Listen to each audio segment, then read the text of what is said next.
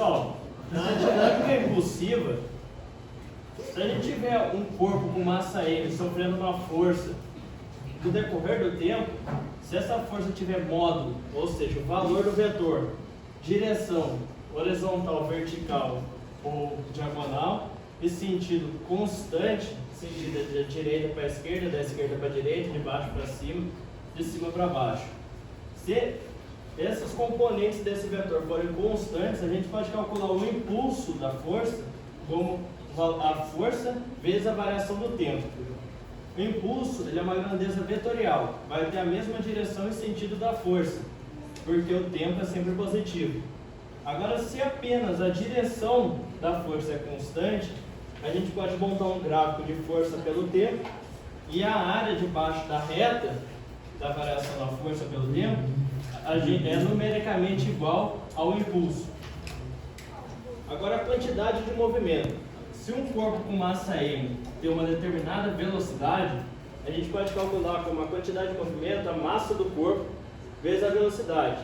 De novo, a quantidade de movimento tem a mesma direção e sentido da velocidade, porque massa é sempre positivo. E a gente também pode relacionar a quantidade de movimento com o impulso. Se a gente tiver um corpo sofrendo, um corpo no tempo T1, com uma velocidade V1, ele vai ter uma quantidade de movimento 1, e no tempo 2, ele vai ter uma velocidade 2, com uma quantidade de movimento 2. A força resultante com que esse corpo sofre, pela segunda lei de Newton, é massa vezes aceleração. A aceleração nada mais é do que a variação da velocidade pelo tempo. Então, se a gente passa esse tempo multiplicando a força resultante vezes a variação do tempo vai ser igual a massa vezes a variação da velocidade. Força vezes variação do tempo é impulso, e massa vezes variação da velocidade é variação da quantidade de movimento.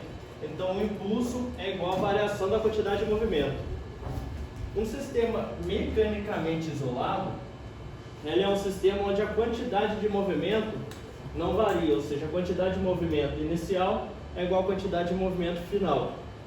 Então, se a gente quiser saber a quantidade de movimento de um sistema, a gente precisa somar as quantidades de movimento de cada um dos corpos que está compondo o sistema. Tem que lembrar que a quantidade de movimento é uma grandeza vetorial. Então, se ela tiver componentes em x e y, não basta só somar. A gente tem que fazer soma vetorial. E agora a gente pode entrar nas colisões. As colisões é um sistema de dois corpos que colidem entre si. Então, a gente tem um corpo com massa, um corpo A com massa MA e velocidade VA.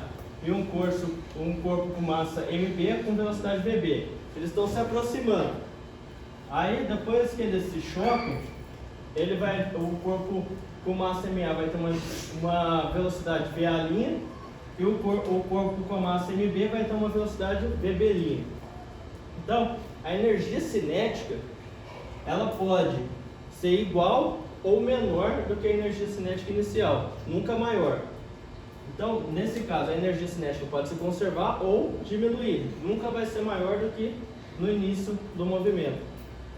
Então, se a gente tiver uma colisão perfeitamente elástica, as velocidades após a colisão vão ser diferentes, porque os corpos não vão ficar unidos depois da colisão. E a energia cinética antes e a energia cinética depois vai ser igual. Então, na colisão perfeitamente elástica, a gente tem conservação da energia cinética. Agora, na colisão parcialmente elástica, a energia cinética diminui, ou seja, a energia cinética antes é maior do que a energia cinética depois. Mas nesse caso também as velocidades após a colisão são diferentes. A colisão inelástica. Na colisão inelástica é quando, por exemplo, um carro se choca com a traseira do outro carro.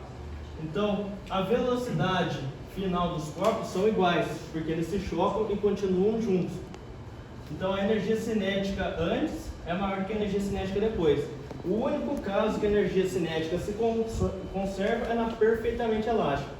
Nos outros dois casos, a energia cinética diminui.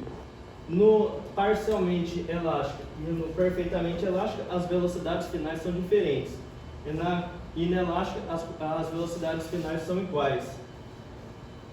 A gente também pode calcular o coeficiente de restituição. se a gente pegar a velocidade de afastamento após a colisão, dividir pela velocidade de aproximação antes da colisão, a gente consegue o coeficiente de restituição. O valor dela está entre 0 e 1. Se o coeficiente de restituição for 1, a gente tem uma colisão perfeitamente elástica. Se tiver entre 0 e 1, uma colisão parcialmente elástica. E se o coeficiente de restituição for 0, a gente tem uma colisão inelástica. E por último, um pêndulo balístico. Pêndulo balístico a gente utiliza para medir geralmente velocidades de projéteis. A gente atira uma bala em direção a um pêndulo, que é nada mais do que um fio com um caixote de madeira pendurado nele. Essa bala vai ter uma velocidade e uma massa. Então ele vai se chocar com o pêndulo, vai ficar prensado dentro do pêndulo, e o pêndulo vai se mover e vai adquirir uma determinada altura. Então nesse caso aqui a gente tem uma colisão inelástica, porque tanto a massa da bala quanto a massa do pêndulo vão se somar. O pêndulo vai adquirir uma massa mzão mais mzinho, que é a massa dos dois corpos. E assim, essa velocidade cinética que vai ter no pêndulo vai se transformar em energia potencial, que é a altura que o pêndulo vai subir. Então a partir dos cálculos, a gente consegue calcular a velocidade inicial com que a bala atingiu o pêndulo. Tudo bem? Sim.